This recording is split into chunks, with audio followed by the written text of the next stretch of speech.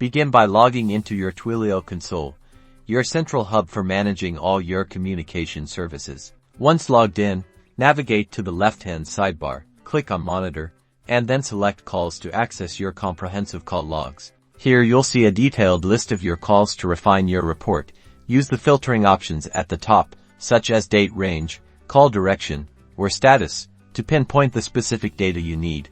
With your desired filters applied, look for the Export button, usually found in the upper right corner of the calls list. Clicking this button will usually prompt you to confirm the export or choose a specific format, like CSV, which is ideal for spreadsheet analysis. Twilio will then process your request depending on the report size. The file will either immediately download to your browser or be sent to your registered email address as a downloadable link. These exported reports are invaluable for analyzing call volume, understanding customer interactions, identifying trends, and optimizing your communication strategies. And that's how easy it is to export your call reports from Twilio, empowering you to effectively analyze your communication data.